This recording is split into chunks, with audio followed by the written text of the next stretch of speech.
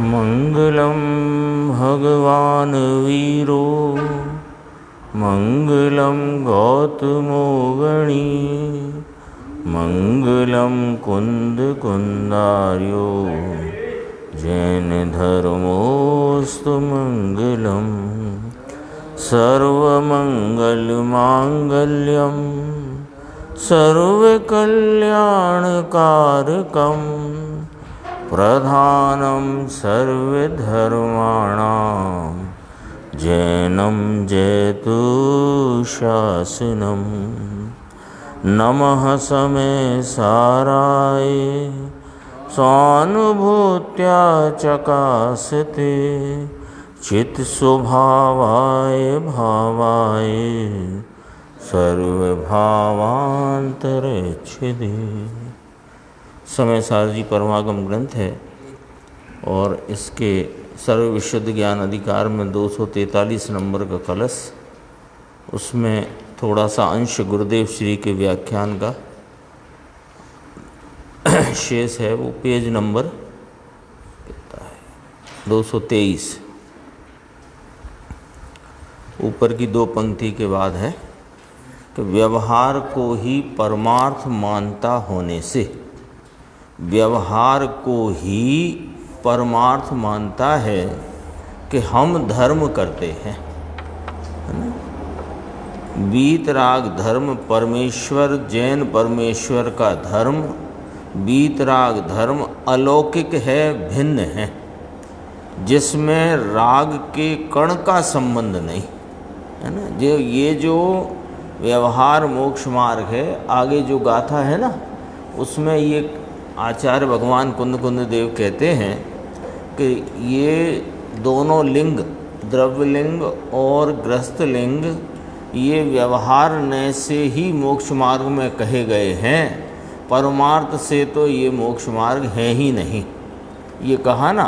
और इस कलश में ये कहा कि ये जो द्रव्य लिंग की जितनी क्रिया है, यानी देह की चेष्टा और विकल्पात्मक वृत्ति, ये तो अन्य द्रव्य से होती है, आत्मा से तो एक ज्ञान ही होता है। तो जो ऐसे द्रव्य लिंग में ममता रखते हैं वे अंधे हैं, विवेक रहित हैं। ये इस श्लोक में का विषय आचार्य भगवान ने कहा। उसी के स्पष्टीकरण में गुरुदेव श्री कहते हैं, देखो इसका जो भावार्थ आया ना, उसमें से बात आई कि व्यवहार को ही परमार्थ मानता है कि हम धर्म करते हैं। वीतराग धर्म यानी अब धर्म करते हैं मानता है, व्यवहार वृत्ति रागादिक की, दया दान पूजा व्रतादिक की वृत्ति और उस संबंधी काय चेष्टा, उसको मानता है कि हम धर्म करते हैं। तो धर्म तो वीतराग जिनेश्वर के शासन में जो कहा गया है, उसका तो उस धर्म का राग के कण से भी संबंध नहीं है। ये सैद्धांतिक बात है। ये जो गुरुदेव श्री ने फरमाया न, देखो वीतराग धर्म परमेश्वर, जैन परमेश्वर का धर्म, वीतराग धर्म अलौकिक है, भिन्न है, जिसमें राग के कण का संबंध नहीं, यानी राग का कोई कण नाम अंश भी है, उसका इस धर्म से कोई संबंध नहीं है। धर्मी को धर्म के साथ पूर्णता नहीं है, तब तक राग होता है, आता है, लेकिन राग का धर्म से कोई संबंध नहीं। इतना स्पष्ट है व्याख्या में। देखो, पर द्रव्य को ही आत्मद्रव्य मानता है। क्यों कि यह जितनी विकल्पात्मक राग की वृत्ति क्रिया और देह की क्रिया, यह सब अन्य द्रव्य की क्रिया है, यह कोई आत्मद्रव्य का परिणाम नहीं। क्योंकि आत्मद्रव्य में ऐसी कोई शक्ति भाव गुण है ही नहीं जो राग को उत्पन्न करे, और देह के कार्य को आत्मा उत्पन्न करे, यह तो स्पष्टपने अन्य द्रव्य है। तो कहते हैं पर द्रव्य को ही ये आत्मद्रव्य मानता है। कौन? कि जो व्यवहार को ही परमार्थ मानता है ना, व्यवहार को ही जो परमार्थ मानता है, व्यवहार को ही जो सच्चा और वास्तविक मोक्ष मार्ग मानता है वो वास्तव में अन्य द्रव्य को आत्मद्रव्य मानता है। ये फलित हुआ उसमें। उसके इस अभिप्राय में, इस प्रकार की मान्यता में वह अन्य द्रव्य में आत्मद्रव्य की कल्पना करता है। क्यों करता है कि जो अन्य द्रव्य के लक्ष्य में होने वाले पराश्रित पर द्रव्य आश्रित जो विकारी परिणाम राग आदि के हैं और अन्य द्रव्य नाम देह की चेष्टा के कार्य क्रिया है, उससे धर्म मानता है आत्मा का। तो आत्मा का धर्म उससे मानता है तो वास्तव में वह अन्य द्रव्य को आत्मद्रव्य मानता है। यानी ये क्या फलित हुआ कि जो व्यवहार को ही परमार्थ नाम मोक्ष मार्ग या आत्मा के मोक्ष का मार्ग, मोक्ष तो आत्मा का होना है ना, मोक्ष नाम आत्मा के गुणों की परिपूर्ण व्यक्तता का नाम मोक्ष है। तो वह मोक्ष होना है आत्मा को, और वह आत्मा के मोक्ष को अन्य द्रव्याश्रित मानता है तो वास्तव में वो अन्य द्रव्य को ही आत्मद्रव्य मानता है। ये न्याय है इसमें। देखो, पर द्रव्य को ही आत्मद्रव्य मानता है, व्यवहार को ही परमार्थ मानता है ना, इसलिए पर द्रव्य को ही आत्मद्रव्य मानता है। फिर दोबारा कहा, ये पर द्रव्य को ही आत्मा मानता है। बाहर से तो मर जाना पड़ेगा इसको। कोई मान सम्मान दुनिया में आबरू कीर्ति मिले और यह कोई आत्मा की चीज में तारण नाम तारने वाली होए, ऐसी नहीं है। यह सब नुकसान करता है। देखो स्पष्ट है ना। कोई मान सम्मान, बाह्य में कषाय की मंदता और उसके अनुरूप देह की प्रवृत्ति क्रिया, उसमें सहज ही लोक में मान सम्मान मिलता है और उस मान सम्मान आबरू कीर्ति में पड़ गया है और मान रहा है कि इसी वृत्ति में, इसी प्रवृत्ति में से मुझे मोक्ष होएगा। तो कहते हैं कि भाई इसमें कोई तेरे को तारने वाला नहीं है, यह सब नुकसान करता है, ये सब तुझे नुकसान करने वाले हैं। बोलो मंजूर है कि नहीं मंजूर? इन्हें थोड़ा विचार करना। ये जितनी भी दया दान व्रत पूजा आदि की वृत्ति और उसमें धर्म मानने का अभिप्राय और अथवा इनसे धर्म की प्राप्ति में कोई तो मदद है, कुछ तो सहारा है, यह मानने में इसने क्या किया कि आत्मद्रव्य को पर द्रव्य मान लिया। यानी पर द्रव्य को ही आत्मद्रव्य मानता है और इसमें कोई चीज आत्मा को तार सके ऐसी चीज नहीं, ये नुकसान करता है। अब देखो कितनी पलट कर के बात आई है सामने। हम मानते हैं कि चलो ये धर्म नहीं है, लेकिन धर्म में कोई मदद है, कुछ तो लाभ है, ठीक है, इतना तो होना ही चाहिए। इस वाले अभिप्राय में तुमने क्या किया कि नुकसानकारी भाव को लाभकारी माना है, जो कि नुकसानकारी है। स्पष्ट है, नुकसानकारी है। दुनिया के मान सम्मान की बढ़ाई में से निकलना और सत्य वस्तु को पहुंचना, इसमें अनंत पुरुषार्थ है। अनादि से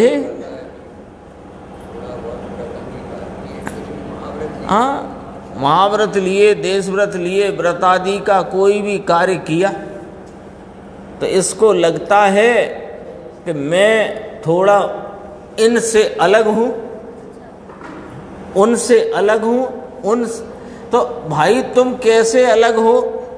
तो वे भी कहीं ना कहीं पर द्रव्य में सुख दुख की कल्पना करके पड़े हैं, और तुम भी कहीं अन्य में धर्म सुख की कल्पना करके पड़े हो।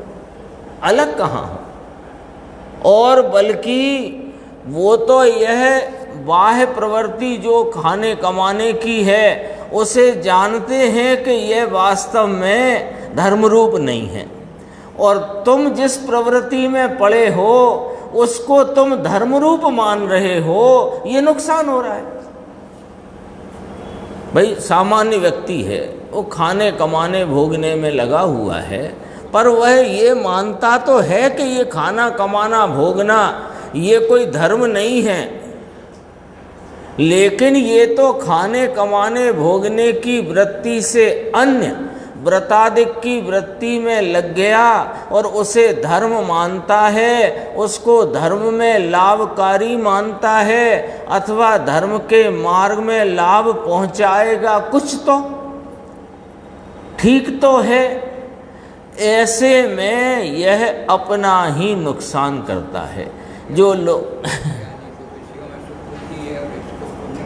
हाँ, पुण्य में सुख बुद्धि है, धर्म बुद्धि से लगा हुआ है। स्थिति क्या है कि ये एक लौकिक की कहावत है ना, अपने पैरों पर कुल्हाड़ी मारना, ये वो दशा हो रही है। फिर गुरुदेव ने क्या फरमाया, ये बात बहुत गंभीर है। दुनिया के मान सम्मान की बड़ाई में से निकलना और सत्य वस्तु को पहुंचना, इसमें अनंता पुरुषार्थ है। क्यों कि कोई को कदाचित व्रतादि के कारण मान सम्मान मिल गया, कोई को पूजा पाठ के कारण मान सम्मान मिल गया, कोई को क्षयोपशम की बड़वारी कुछ इस प्रकार हो गई कि शास्त्रों का ज्ञाता हो गया, पढ़ाने वाला हो गया, तो उसे उसमें मान सम्मान मिल गया। अब भैया तुम और जाकर के गड्ढे में घुस गए। अब इसमें से निकलना और सत्य वस्तु तक पहुंचना बहुत पुरुषार्थ चाहिए। एक सामान्य व्यक्ति सच्ची बात सुनकर यह बात सच्ची है, मैंने कभी सुनी नहीं थी, ऐसे अहोभाव से अंगीकार कर ले, उसको सरल पड़ जाए। ये बात तो कोई बात सच्ची कही, ऐसी बात हमने कभी सुनी नहीं थी, कोई हमारा भाग्य ऐसा जागा है कि यह सत्य बात हमको सौभाग्य से मिली है। तो ऐसा अंतरंग में अहोभाव जागृत होकर उस सत्य के प्रति का प्रेम और उस सत्य में जिस आत्मा के अवलंबन लेने की बात कही है, उस आत्मा के प्रेम में सहजता से आ जाए तो कम पुरुषार्थ है। और जो इसमें उलझ गया, क्षयोपशम में कहो कि व्रतादिक में कहो कि पूजा पाठादिक में कहो, वो उसको सत्य तक पहुंचना अनंता पुरुषार्थ चाहिए हैं? धर्म का कारण मानता है और औरों से अपने को ऊंचा जानता है, और इससे मुझे धर्म में कुछ ना कुछ तो है, कुछ तो है। और फिर एक नया छल स्वयं से ही एक और छल करता है। क्या करता है कि पहले तो उपादेय बुद्धि से इन सब में प्रवृत्ति करता है, रागादि की प्रवृत्ति, रागादि भावों में और उनके अनुरूप शरीर आदि की चेष्टाओं में पहले उपादेय बुद्धि से प्रवृत्ति करता है। फिर थोड़ी समझ में आती है कि ये उपादेय नहीं है, फिर भी प्रवृत्ति नहीं छोड़ता, कहता है वे तो सहज हो रही हैं। तो भाई आगम की बात ही तुमने उड़ा दी, वो सहज हो ही नहीं सकती, क्योंकि कभी रागादिक का व्रतादिक का जो होता हुआ परिणाम है वो गुण स्थान का उल्लंघन करके होता नहीं, और जो तुम्हें हो रहा है वो उपादेय पने में हो रहा है। तो हमें उपादेय नहीं है, वो तो सहज हो रहा है। इसमें भी वास्तव में बहुत समझने की जरूरत है। देखो नीचे कहते हैं, यहाँ तो कहते हैं व्यवहार को ही परमार्थ मानता होने से पर द्रव्य को ही आत्म द्रव्य मानता है। ये बड़ा लॉजिक पंडित जी ने रखा है इसमें भावार्थ में। श्लोकार्थ करके फिर पंडित जी छावड़ा जी साहब ने जो भावार्थ कहा इसी श्लोक का, तो ये बहुत गंभीर लॉजिक रखा कि व्यवहार को ही परमार्थ मानता होने से पर द्रव्य को ही आत्मद्रव्य मानता है। ये क्या लॉजिक है, किस पर आधारित है कि ये जितना व्यवहार है वो विकल्पात्मक वृत्ति रूप और शरीर की चेष्टा रूप दोनों ही अन्य द्रव्य आश्रित परिणाम हैं, अन्य द्रव्य के परिणाम हैं, और उन अन्य द्रव्य के परिणाम को अपना सुख का कारण माने तो इसने अन्य द्रव्य रूप माना अपने को। देखो बहुत संक्षिप्त शब्द है, अन्य रूप भी इसलिए मानता है क्योंकि वो अपने को तो जानता नहीं है, और इसलिए परद्रव्य में किसी को अपना मानता है, किसी को तो उसने हाँ, तो यहाँ जब जिनेंद्र परमात्मा के शासन में आचार्य भगवंत और ज्ञानी धर्मात्मा पुकार के कहते हैं कि भाई इस जिनेंद्र परमात्मा के मार्ग में राग के का कण का भी प्रवेश नहीं है, तो उसमें हाँ करता है, बराबर है, सच्ची बात है, ऐसा तो बोलता है, लेकिन फिर भी राग की वृत्ति और उसके अनुरूप देह की चेष्टा, उसमें से सुख मिलेगा, सुख नाम मोक्ष मिलेगा, लाभ मिलेगा, ये करके यह लॉजिक है। ये अन्य द्रव्य को पर द्रव्य को आत्मद्रव्य मानता है। बहुत संक्षिप्त शब्द हैं। व्यवहार ने ही आगे की बात यहाँ से गुरुदेव ने उठाई अगली गाथा की, जो गाथा है ना अगली 414। व्यवहार ने ही मुनि लिंग को और श्रावक लिंग को, ये दोनों लिंगों को मोक्ष मार्ग कहता है। व्यवहार न भाषा कहता है, व्यवहार न कथन मात्र है। व्यवहार न भाषा कहता है का अर्थात व्यवहार नए परमार्थ यथार्थ वास्तविक नहीं है, व्यवहार न तो एकमात्र भाषा है, कथन मात्र है, और निश्चय नए किसी लिंग को मोक्ष मार्ग नहीं कहता। किसी लिंग को, लिंग में अपन ने देख लिया है ना, दोनों आते हैं, रागादि वृत्ति भी और देह की चेष्टा और वेश है जो उसका रूप है। ऐसा अब की गाथाओं में कहते हैं व्यवहार न द्वारा कथन मात्र कहने में आता है, निश्चय न उसको मोक्ष मार्ग नहीं कहता है। ये 414 गाथा आगे आएगी, नीचे का अपन पढ़ लेते हैं, ये बॉक्स से देखो। चैतन्य चमत्कारिक चीज है। चैतन्य नाम मैं जो हूँ, मेरी जो सत्ता है वह त्रिकाली मेरी अनादि निधन सत्ता चमत्कारिक चीज है। चैतन्य द्रव्य में से अनंत अनंत काल से पर्याय उत्पन्न होते होने पर भी चैतन्य द्रव्य में किंचित मात्र भी हीनता अथवा की बढ़ोतरी नहीं होती, ऊणप हीणप होती नहीं। निगोद की अवस्था में बहुत अल्प विकास रहने से चैतन्य द्रव्य में किंचित मात्र भी वृद्धि नहीं होती, यानी निगोद में विकास बहुत अल्प है। पर्याय में गुणों की व्यक्तता का अंश बहुत अल्प व्यक्त है, तो अल्प व्यक्त है तो शक्ति ज़्यादा हो गई है अंतर में, ऐसा नहीं है ना। ये ज्ञान खर्च कम हो रहा है। जैसे अपन मान लो 500 वाट का जनरेटर लगाया और उससे मान लो 5 वाट का एक बल्ब जलाया, तो कहें कि अरे तो इसमें तो अभी बहुत पावर बाकी है, ऐसा नहीं है। निगोद की पर्याय की तुलना में, एक तो निगोद की पर्याय रखी सामने, यानी ज्ञान की अल्प विकसित अवस्था है ना, अक्षर के अनंत विभाग। फिर सामने कहा निगोद की पर्याय की तुलना में 9 पूर्व तथा 11 अंग के उघाड़ की पर्याय अनंत गुनी है। यानी मिथ्या दृष्टिपने में ही, अज्ञानता में ही 11 अंग 9 पूर्व का जो क्षयोपशमिक उघाड़ है, उस क्षयोपशमिक उघाड़ को देखो तो निगोद की उघाड़ की अवस्था की तुलना में यह अनंत गुनी उघाड़ दशा है ना। तो उसकी तुलना में भी अनंत गुनी केवल ज्ञान की पर्याय है। 11 अंग 9 पूर्व में जो छायोपशमिक ज्ञान का उघाड़ भाव है, उससे अनंत गुना विकास का यानी परिपूर्ण विकास रूप केवल ज्ञान का भाव है कि जो अनंत पदार्थों को अनंत काल तक जानता रहे। इतनी बड़ी पर्याय हुई तो भी चैतन्य द्रव्य में किंचित मात्र भी कमी अथवा की हीनता हो जाती है, ऐसा नहीं है।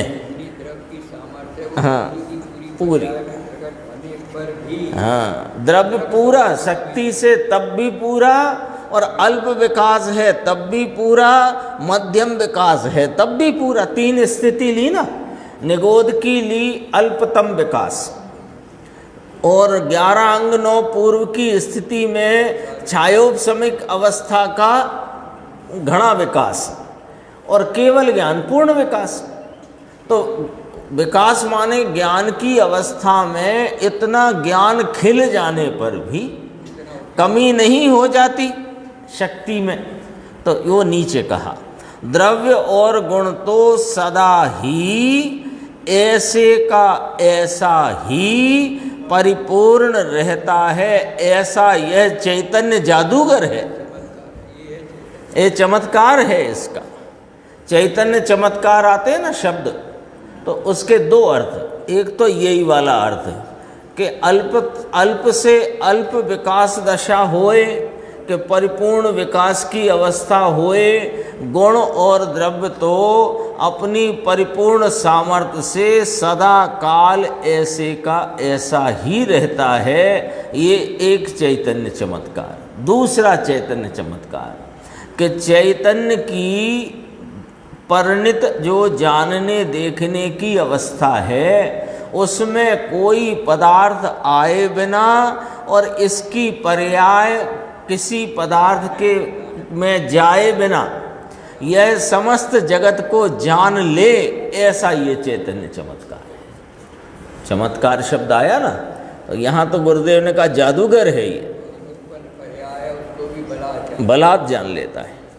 वो विषय बहुत गंभीर आ गया है प्रवचन सार में। 35, 36, 37, 38, 39 गाथाएँ हैं।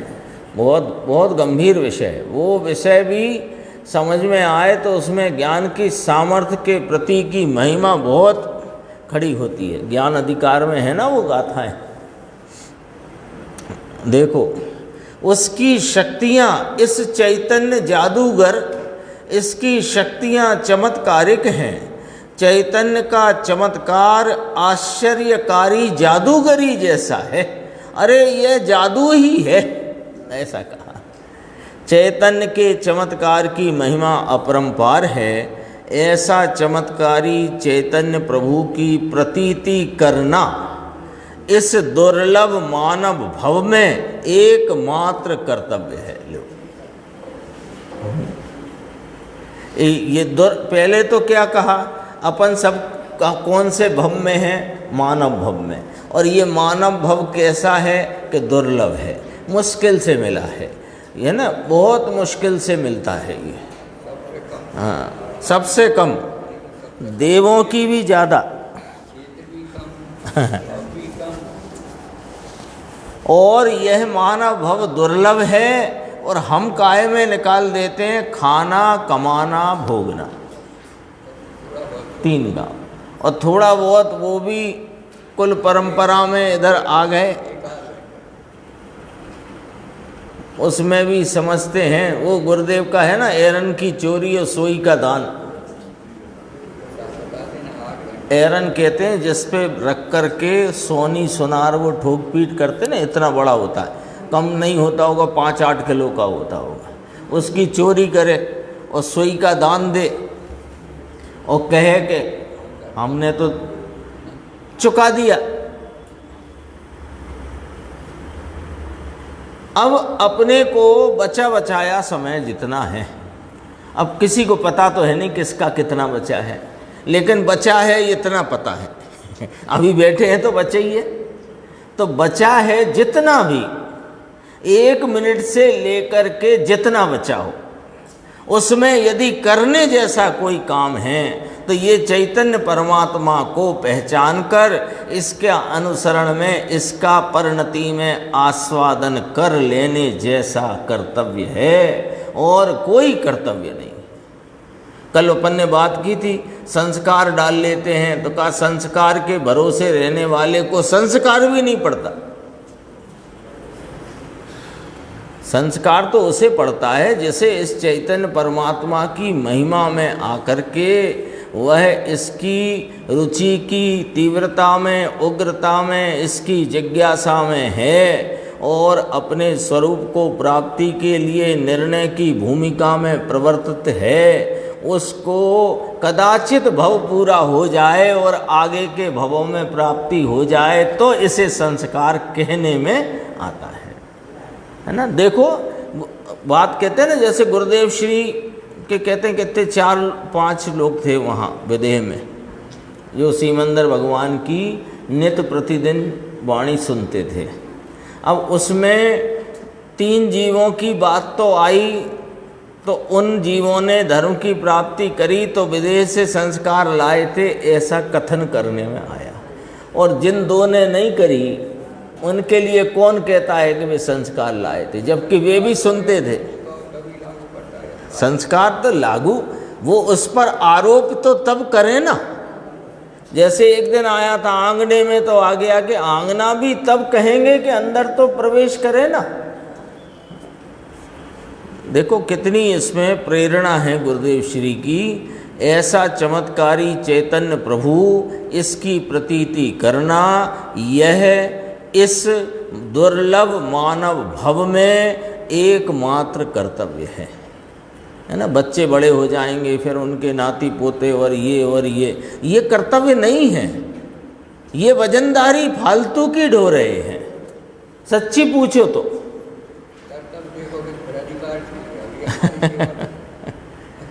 नहीं, वो कर्तव्य है ही नहीं। क्यों नहीं है? कि वे अपना पुण्य लेके आए हैं। जो कुछ भी उनके संयोग रूप स्थिति है, संपन्नता है, नहीं है संपन्नता, रोग निरोगता है, नहीं है निरोगता, जो कुछ भी है वह उनके पुण्य पाप के निमित्त के अधीन है। और हम यहाँ सकटनो भार जेम स्वांता ने, बैलगाड़ी के नीचे चलते हुए कुत्ते के समान हम समझते हैं हम पूरा परिवार को एक रखा है और इतने बच्चों को पाल पोस के बड़ा किया और नाती पोतों की भी शादी हो गई और उनके भी बच्चे हमने खिला लिए, ये हमारा मानव जीवन सफल हो गया। बेकार गया, दो कौड़ी में गया।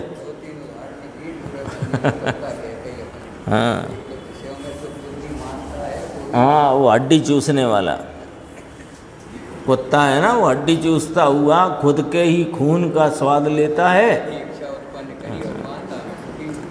414 का था। ववहारियो पुण्यो दौणी विलिंगाणि भणदि मोख पहे निश्चयण इच्छति मोख पहे सब लिंगाणी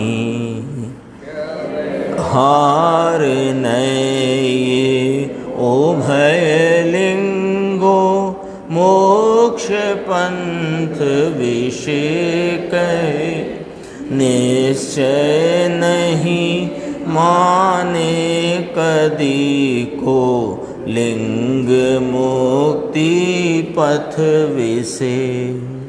अब ये गाथा आई कुंद कुंद आचार्य देव ने, इसकी गुरुदेव ने जो शुरुआत की है वो अपन पढ़ेंगे, बहुत ही मार्मिक, बहुत अच्छी है। तो ये गाथा में अपन ने हरि गीत भी देखा और प्राकृत सूत्र भी पढ़ा। इसमें स्पष्ट है ना निश्चय नहीं मानता है किसी को, किसी भी लिंग को मुक्ति पथ में निश्चय ने उसे मुक्ति पथ स्वीकार नहीं करता। अब यहाँ पहले ये समझ के चलना, समझा तो हुआ ही है, बस पुनः स्मरण करके चलना। निश्चय सो यथार्थ और व्यवहार वह अयथार्थ है। भूतार्थ सो निश्चय, अभूतार्थ सो व्यवहार। ये तो अपने पुनः स्मरण करके चलते हैं। यानी ये दो लिंगों को मोक्ष मार्ग कहने वाला जो नय है वो झूठा नय है, और जो इन दोनों लिंगों को मोक्ष पथ में शामिल ही नहीं करता, वास्तव में वह यथार्थ नय है, यथार्थ बात है। देखो उत्थानिका अपन पढ़ चुके हैं गुरुदेव के व्याख्यान में, फिर पढ़ते हैं। व्यवहार नय ही मुनि लिंग को और श्रावक लिंग को, इन दोनों लिंगों को मोक्ष मार्ग कहता है। कौन कहता है? व्यवहार नय ही कहता है। निश्चय नय किसी लिंग को मोक्ष मार्ग नहीं कहता। निश्चय नय तो इसमें आएगा टीका में, इससे अतिक्रांत, रागादि से अतिक्रांत, निज स्वरूप के आलम्बन से परिणमित ज्ञान दर्शन चारित्र की परिणति को मोक्ष मार्ग कहता है। देखो गाथार्थ पढ़ते हैं। व्यवहार नय दोनों लिंगों को, दोनों लिंग की चर्चा ग्रही लिंग मुनि लिंग के नाम से आई है। दोनों लिंगों को मोक्ष पथे भणति मोक्ष मार्ग में कहता है। अर्थात व्यवहार नय मुनि लिंग ऐसे ही ग्रही लिंग को मोक्ष मार्ग कहता है। कौन कहता है? व्यवहार नय कहता है। यानी कौन कहता है? कि जो स्वयं कहता है कि ऐसा है नहीं, है ना, वो पहले ही एक साथ में टैग लेके चलता है कि ऐसा है नहीं कि हम जो कहते हैं कि मुनि लिंग और ग्रही लिंग मोक्ष मार्ग है, ऐसा है नहीं। स्वयं कहते हैं मुनि हैं, वे मुनि लिंग को मोक्ष मार्ग जानते नहीं, मानते नहीं, कहते नहीं, कहलाते नहीं, लेकिन व्यवहार ने उन्हें कहता है इतना जानना। वो क्यों है उसकी भी चर्चा इसमें बहुत अच्छी ली है गुरुदेव ने। देखो क्यों, इसका जवाब, किसका जवाब? किसका जवाब? कि जब व्यवहार ने जो मुनि लिंग और ग्रही लिंग को मोक्ष मार्ग व्यवहार ने ही कहता है, यानी यथार्थतया वास्तविकता में वे मोक्ष मार्ग है ही नहीं, तो कहता ही काय को है? कहता ही क्यों है? ये प्रश्न उठता है ना। और इतना ही नहीं कहता, अरे बड़े बड़े ग्रंथ, बड़ी बड़ी टीकाएं इस विषय पे हैं। क्यों कहता है? देखो उधर ही पढ़ लेते हैं जरा गुरुदेव का।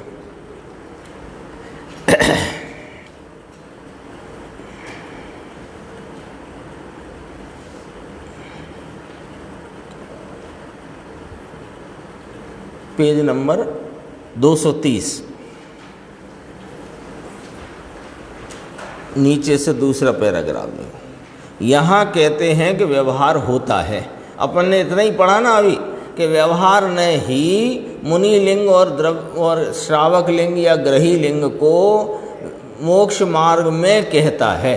देखो उसमें भाषा पढ़ लेना पहले, अन्वयार्थ की बहुत गंभीर है सब पूरा निरूपण। व्यवहार नए दोनों लिंगों को मोक्ष मार्ग में कहता है ना, ऐसे करके कहा। उसका अर्थ किया व्यवहार नए मुनि लिंग ऐसे ही ग्रही लिंग को मोक्ष मार्ग कहता है। अब जरा भाषा ये अपने को समझाने को ब्रैकेट कहा, मूल भाषा पढ़ो। मूल भाषा लिखा है कि व्यवहारिका नयः पुनः बन्ने द्वय लिंगे अपि मोक्ष पथे भणति, मोक्ष मार्ग में होते हैं ये कहता है। और क्या होता है वो व्यवहार नहीं कहता है। समझना जरा पॉइंट को। इन्हें मोक्ष मार्ग कहता है ये औपचारिक कथन है, और वास्तव में देखो तो व्यवहार ने इन्हें मोक्ष मार्ग में कहता है व्यवहार से। है ना, भाषा मूल पढ़ना। मोक्ष मार्ग में कहता है। अब अपन 230 पेज पे चलते हैं। जहाँ प्रश्न उठे वहीं समाधान ले लो तो अच्छा है। यहाँ कहते हैं कि व्यवहार होता है, आता है, जहाँ तक वीतराग न होए वहाँ तक निश्चय स्वरूप का भान अनुभव सहित पंच महाव्रत आदि के विकल्प आते हैं, किंतु ये बंध का कारण है ऐसा धर्मी जीव समझते हैं, लेकिन ऐसे अपवाद मार्ग में न आए। इसे अपवाद कहा। देखो, अपवाद मार्ग और उत्सर्ग मार्ग दो, ये चर्चा चरणान योग सूचक शूलिका प्रवचन सार में आई है। ठीक है, अपवाद मार्ग कहा। ठीक, तो मार्ग में अपवाद रूप भाव है ये, ऐसे चलो। और मार्ग में तो है ही, क्यों कि इस निज चैतन्य परमात्मा का अनुभव है, इसकी प्रतीति है, इसमें रमणता रूप मोक्ष मार्ग है, तो मार्ग में तो है। अब मार्ग में है उसके ये जो रागादि का भाव 5 महाव्रत, देश व्रत, अणुव्रत का आता है, ये अपवाद है। अपवाद है ये मार्ग नहीं है। मार्ग नहीं है लेकिन आता है, तो इसे अपवाद मार्ग कहने में आया है। ठीक है। और उत्सर्ग मार्ग माने मूल मार्ग। मूल मार्ग क्या है कि स्वरूप की उपयोग की एकाग्रता द्वारा जो आराधना की परिणति है, शुद्ध उपयोग रूप आत्मा का जो सेवन है, वह वास्तव में मार्ग है। उसे मूल मार्ग कहो, उत्सर्ग मार्ग कहो। अब जरा अपन देखते हैं ये क्यों आता है, उसकी भी वजह है। ऐसा अपवाद मार्ग में यदि ना आए और अंदर में ठहर ना सके तो हट हो जाता है। हाँ, तो हम तो बस एक आराधना यदि कर सके तो अच्छा ही है। यदि कर नहीं, वो अंदर में अभी एक संजुलन संबंधी कषाय है, उसका उदय आता है, स्वरूप से च्युत हो जाता है। अब अंदर ठहर नहीं सकता और अंदर ठहरने का हट रखे तो क्या होगा कि भूमिका से च्युत हो जाएगा। भूमिका से च्युत होकर के वो जो अपवाद मार्ग कहा जा सके उस परिणाम से भी चला जाएगा। इसलिए वो परिणामों की मर्यादा इतनी होती है, यह ज्ञात करा करके वो कदाचित ये क्या ज्ञात कराया कि भाई तुमने तो शुद्ध उपयोग की दीक्षा ली है तो शुद्ध उपयोग में रहो, कदाचित रह नहीं सकते तो शुद्ध उपयोग में रहने के हट में अब रह तो पा नहीं रहे, तो उसके हट में जो योग परिणाम है उससे भी नीचे नहीं चले जाना। इससे अच्छा है कि नहीं रह सकते तो कुछ समय को, कितना समय कि शुद्ध उपयोग के समय से दूने समय से कम, मुनिराज के संदर्भ से बात करते हैं, इतने में अपनी भूमिका प्रमाण विकल्प में रहकर वापस अपने शुद्ध उपयोग रूप अवस्था में आ जाना। इसलिए इस 5 महाव्रत रूपी छठवें गुण स्थान में उपजने वाले जो 28 मूल गुण आदि के विकल्प हैं, उनको अपवाद मार्ग कह कर के व्यवहार ने उसे मोक्ष मार्ग कहता है। इतनी बात है। देखो अभी इसमें पढ़ते हैं अपन क्या कहा, समझ में आया। ये उत्सर्ग सापेक्ष अपवाद और अपवाद सापेक्ष उत्सर्ग, ये चर्चा प्रवचन सार में आई है ना, अपने चल गया है सब। द्रवलिंगी तो अपवाद मार्ग नहीं लिया। हाँ, द्रवलिंगी नहीं, वो तो भ्रष्ट है। नहीं लिया कि एक सर्ग मार्ग है भावलिंग और द्रवलिंग अपवाद मार्ग है, ऐसा नहीं लिया। वो भावलिंग के साथ ही हाँ छठे स्थान में आना, उसको हाँ, भावलिंग यानी मार्गी है, मार्ग में प्रवर्त है, मोक्ष मार्ग में जिसका प्रवर्तन चल रहा है उसकी बात करिए। द्रवलिंगी जो है, द्रवलिंग की बात करते हैं या लिंगी की नहीं, समझ लेना। द्रवलिंग किसको होता है? भावलिंगी को। और द्रवलिंगी कौन है? कि जो द्रवलिंग में ही मोक्ष मार्ग मानता है, जो पीछे अपन कलश में पढ़ चुके हैं, वह अन्य द्रव्य को ही आत्मद्रव्य मानता है। ऐसा पढ़ा था ना अपन ने अभी। देखो, अंदर में ठहर सकता नहीं और यह पंच महाव्रत का विकल्प अपवाद रूप है, बंध का कारण है, आता है। नहीं आए और अंदर में नहीं रह सकेगा तो भ्रष्ट हो जाएगा। समझ में आ गई बात? इसलिए इसे अपवाद मार्ग कहा।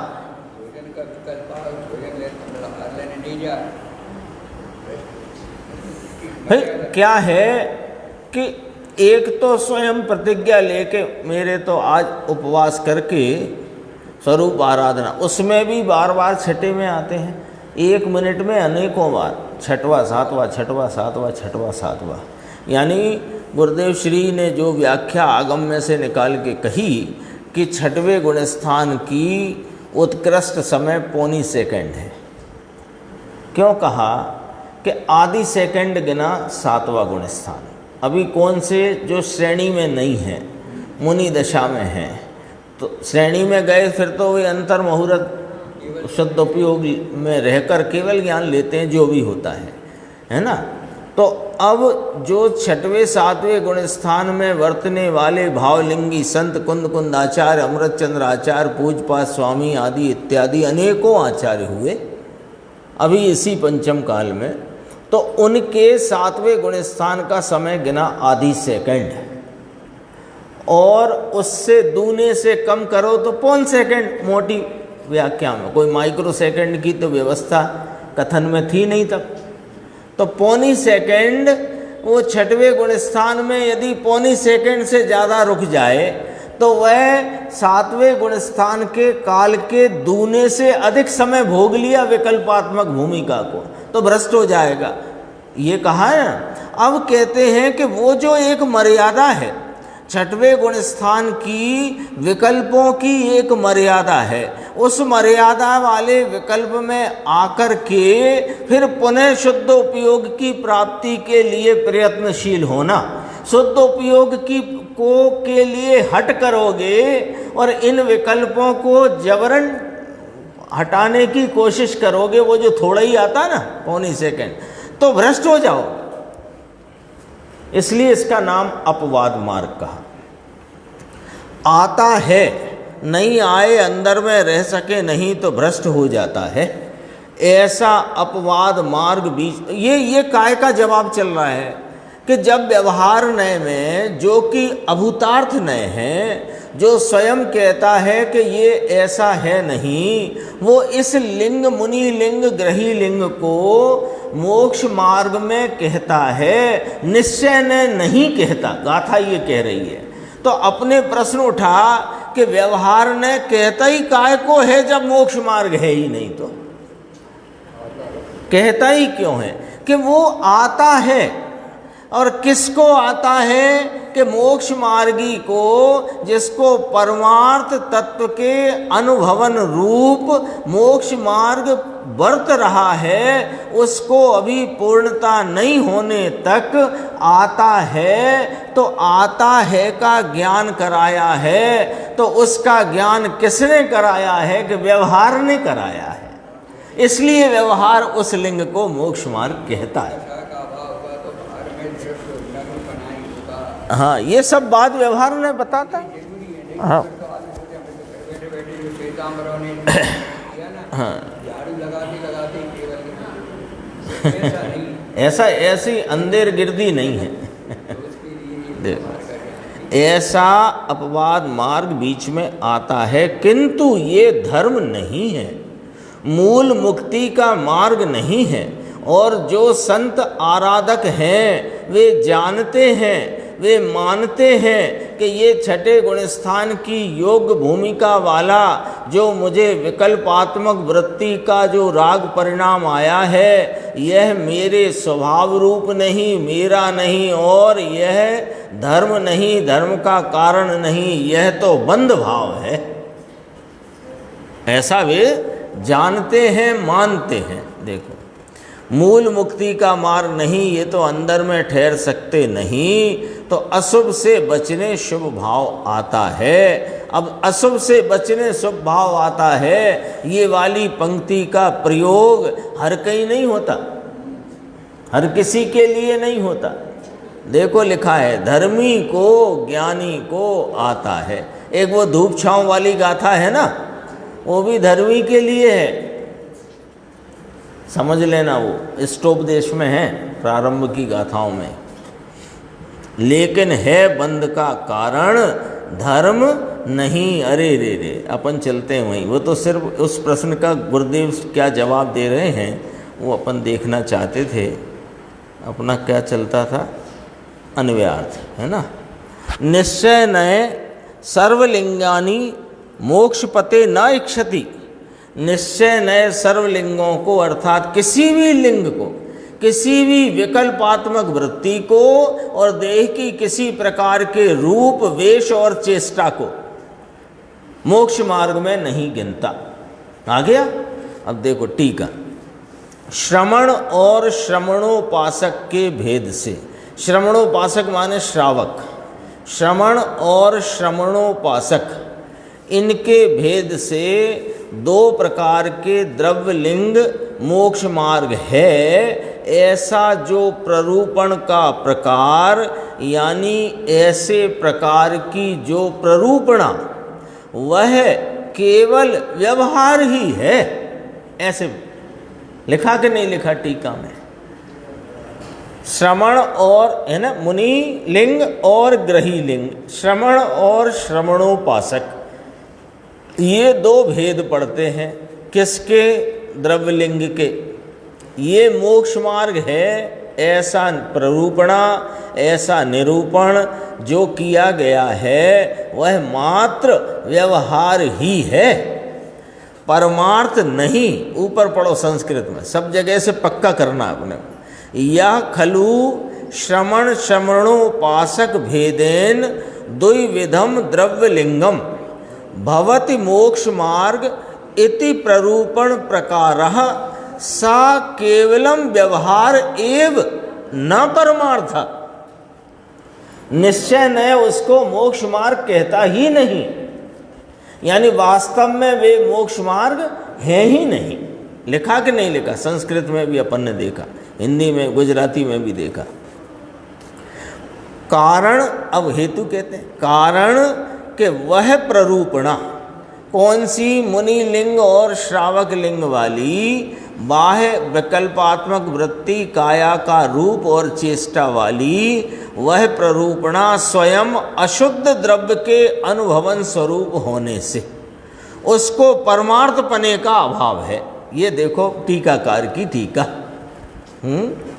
ये जितनी विकल्पात्मक वृत्ति है, रागादि परिणाम है, भले 5 महाव्रत 28 मूल गुण का हो, प्रतिमाओं का 11 प्रतिमा संबंधी जो अणुव्रत आदि हैं उनका परिणाम हो, और वैसी काया का रूप और चेष्टाएं हों, वो सब प्ररूपणा अशुद्ध द्रव्य के अनुभवन स्वरूप है। ये क्या पॉइंट है कि वहाँ राग की उत्पत्ति है और राग का अनुभवन है।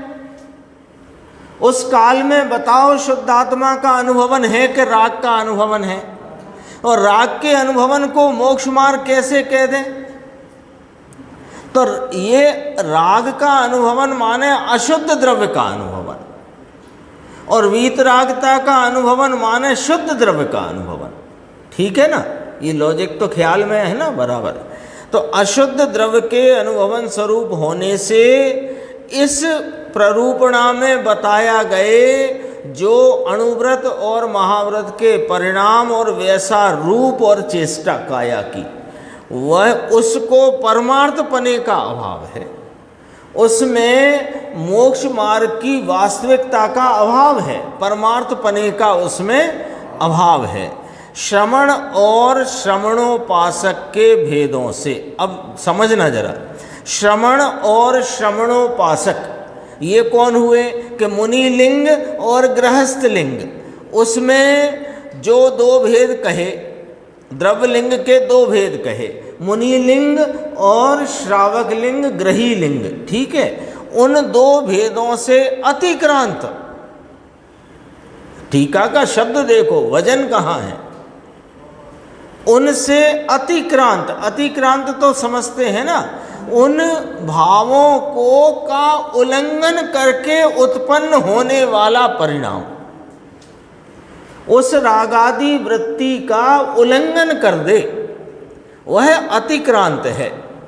तो दर्शन ज्ञान में प्रवृत्त परिणति मात्र, यानी मात्र दर्शन ज्ञान में प्रवर्तित रही हुई, प्रवर्तेली है ना, प्रवर्त रही हुई परिणति रूप शुद्ध ज्ञान, एक शुद्ध ज्ञान ही एक है। ये परमार्थ है। परमार्थ क्या है? ये अब मुनिराज की स्थिति लेते हैं अपन। छठवें गुण स्थान में और सातवें गुण स्थान में झूलने वाले मुनिराज, भावलिंगी आत्मा के आराधक है ना, निकट में ही, यदि अब ये काल और क्षेत्र की बात को गौण कर दो तो निकट में ही मुक्ति को प्राप्त करने वाले, ठीक है ना। ऐसे छठवें सातवें गुण स्थान में झूलने वाले मुनिराज, उनके जो बाह्य में मुनि लिंग है और 5 महाव्रत 28 मूल गुण का विकल्प है, बाह्य में नग्नता का वेश है और सब सावधानी रूप काया की चेष्टा है। ये मुनि लिंग छठवें गुण स्थान के सूचक भाव है, ठीक है, छठवें गुण स्थान का सूचक भाव है। तो ये इसको जब अतिक्रांत करें तो मोक्ष मार्ग चलता है। यदि इसको अतिक्रांत करने में देर हो जाए तो मुनिपने से भ्रष्ट होते हैं। बोलो, है कि नहीं? बात समझ में आई? समझ में आई? ये अतिक्रांत शब्द का भाव पकड़ना है अपने को। वो मुनिराज को छठवां गुण स्थान नहीं होता ये नहीं कह रहे, छठवां भी होता है, सातवां भी होता है। छठवें सातवें में झूलते झूलते वह मुनि दशा में वर्त रहे हैं, शुद्ध उपयोग रूप अपने अतीन्द्रिय आनंद का रसपान कर रहे हैं। उनके ये छठवें गुण स्थान रूपी ये जो लिंग में जिसे निरूपित किया गया, उसको यदि अतिक्रांत ना करें तो मोक्ष मार्ग नहीं रहता। तो अतिक्रांत करके छठवें गुण स्थान को छोड़कर आते हैं ना, सातवें में अतिक्रांत करके, उल्लंघन करके। उल्लंघन शब्द है ना, उल्लंघन शब्द साहित्यिक शब्द होने पर भी उसका बहुत सरल भाव है, उल्लंघन कर। उल्लंघन कर, अपन रास्ते में चलते हो, कोई पत्थर बाधा आए, उल्लंघन कर, ऐसे ऐसा ही है वो छठवां गुण स्थान। बाधक भाव है, बाधा रूप है, उल्लंघ जाते हैं, उल्लंघ जाते हैं। उल्लंघने में कितना समय लगता है कि वो उसके सातवें गुण स्थान वाली जो शुद्ध उपयोग की दशा है उसके दुगने से कम। बहुत अद्भुत व्याख्याएं हैं जिन शासन में। दर्शन ज्ञान में प्रवर्त परिणति मात्र, मात्र दर्शन ज्ञान में प्रवर्तित परिणति रूप शुद्ध ज्ञान ही एक है, ऐसा जो निष्तुष माने निर्मल अनुभवन। ले निस्तुष अर्थ किया, निस्तुष शब्द है ना, तुष माने छिलका, निस माने रहित, छिलका रहित दाना। तो वो उसका वो शब्द तो उपमा रूप है निस्तुष, उसका भाव निर्मल है, निर्मल। निर्मल अनुभवन यानी शुद्ध ज्ञान रूप चैतन्य आत्मा का दर्शन ज्ञान चारित्र से वर्तता हुआ जो निर्मल अनुभवन है वह परमार्थ है। कारण, ये परमार्थ क्यों है? कारण कि वह अनुभवन स्वयं शुद्ध द्रव्य के अनुभवन स्वरूप होने से वो रागादि रूप वृत्ति और काय चेष्टा रूप वृत्ति वह अशुद्ध द्रव्य के अनुभवन स्वरूप है, और अपने स्वरूप के आलम्बन में वर्तती हुई ज्ञान दर्शन की जो प्रवृत्ति है वह शुद्ध द्रव्य के अनुभवन स्वरूप होने से उसको ही परमार्थपना है। इसलिए जो व्यवहार को ही, अभी ये यहाँ तक इसलिए के पहले तो जितनी चर्चा करी वह तो पूरे मोक्ष मार्ग का नक्शा खींचा। अभी जितनी चर्चा आई वो मोक्ष मार्ग का नक्शा, ठीक है। अब इस नक्शे में जो व्यवहार को ही परमार्थ बुद्धि से, यानी यही जो बाहर में पीछे आ चुका है कलश कि वो धान कूटता था, वो धान कूटने में दिखता ऊपर ओखली में छिलका था, जो छिलके को ही धान या दाने रूप मान ले, परमार्थ मान ले, तो कहा परमार्थ मान के अनुभवता है, वह समय सार को ही नहीं अनुभवता। जो परमार्थ को, अब ये जिम्मेदारी वाली लाइन है, जो परमार्थ को परमार्थ बुद्धि से अनुभवता है उसको ये क्या करता है, व्यवहार को परमार्थ बुद्धि से मानता है। यहाँ कहते हैं जो परमार्थ को परमार्थ बुद्धि से मानता है, अनुभवता है, वे ही समय सार को अनुभवते हैं। ये अपनी टीका हुई, भावार्थ की चर्चा आगे करके फिर अपन अगली स्वाध्याय में लेंगे। निज में बताए